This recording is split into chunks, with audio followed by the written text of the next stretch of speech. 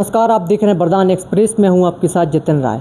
तो बुंदेलखंड ट्रांसपोर्ट नामक बस कंपनी है जो छोटे शहरों से लेकर बड़े शहरों तक यात्रियों को सुविधा प्रदान करती है। लेकिन कल एक रात में घटना हुई, एक विकलांग युवक के साथ बदसलूकी की गई बस स्टाफ द्वारा, बस मालिक द्वारा। उसकी कहीं कोई सुनवाई नहीं हो रही है। वो कोतवाली थाने में अपना आवेदन लेके पहुंचा, आरटीओ अपना आवेदन लेके पहुंचा, लेकिन वहां उसकी कोई सुनवाई नहीं हुई। आज वो मीडिया के सामने आया है। उस पीड़ित से हम बात करेंगे, क्या उसके साथ घटना हुई है और क्या उसकी परेशानी है। क्या नाम है भैया? मेरा नाम मनोज कुमार साहू है। जो कि मैं रात को मेरा एग्ज़ाम था, मैं छतरपुर स्टैंड पे गया, तब मेरे साथ मैंने टिकट लिया। उन्होंने बुंदेलखंड वाले कंडक्टर ने दिया मुझे 250 रुपये का टिकट। बोले, हमने पूछा भैया सागर के लिए बस है? तो बोले है। मैंने कहा उनसे कि मुझे टिकट चाहिए, तो बोले मिल जाएगा। तो मैंने कहा दे दीजिए। उन्होंने मुझे 250 रुपये का टिकट दिया, मैंने ले लिया।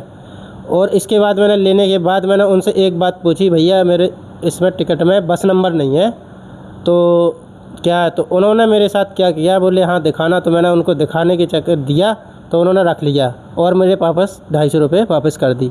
तो मैंने कहा भैया मुझे जाना तो है। तो वो ये कह रहे थे कि नहीं अब इसमें सीट बुक हो गई, जो कि मैंने ऑलरेडी मेरे सामने दूसरे को दी।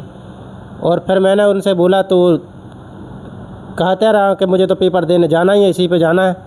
उन्होंने बोला नहीं ऑफिस पर चले जाओ। ऑफिस गए, ऑफिस वाले बोल रहे कि नहीं वो कंडक्टर ही बताएंगे।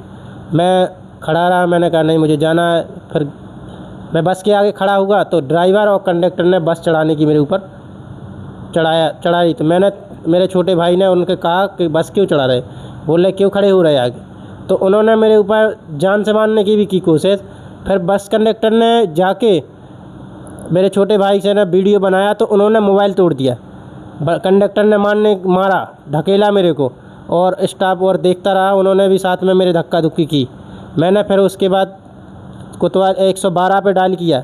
वहाँ से पुलिस बुलाई तो पुलिस वालों ने बोले कि आपको कोतवाली चलना होगा, वहाँ से आपकी FIR दर्ज होगी।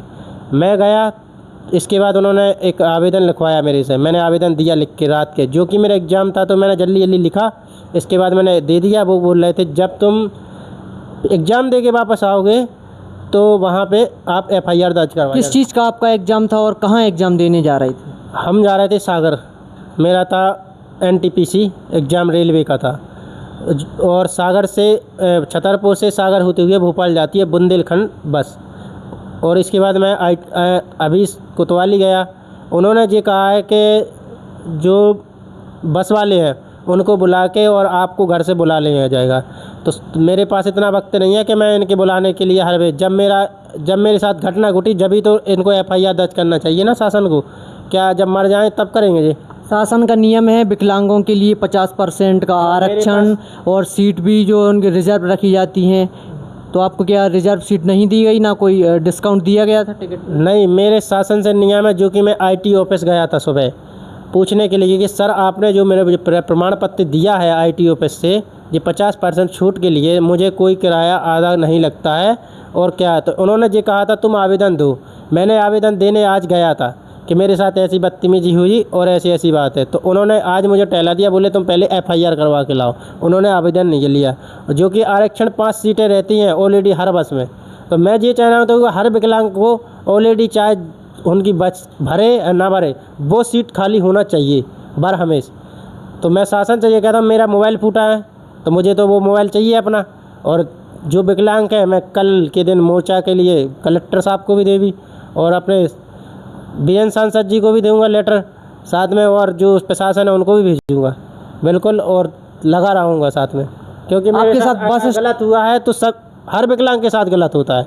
जब मैं इतना पढ़ा लिखा हूँ, मैं पढ़ रहा हूँ कि मेरा लाइफ के लिए कुछ कर जाऊँ, तो ये लोग तो मेरा एग्ज़ाम ही छुड़वा रहे हैं। बुंदेलखंड वाले इसके लिए हैं जो आज चला रहा है मोटर, तो इसके लिए चला रहा है कि किसी के साथ बदतमीजी करें। तो आपने सुना एक पीड़ित के लिए जो बहुत परेशान है, इसका कहीं कोई सुनवाई नहीं हो रही, ना ही RTO ने इनका आवेदन लिया है, ना ही कोतवाली में कोई सुनवाई हो रही है, बल्कि इसका टाइम निकाला जा रहा है कि ये मामला टाल दिया जाए। क्योंकि बुंदेलखंड एक बड़ी कंपनी है और इनके काफ़ी बसें चलती हैं।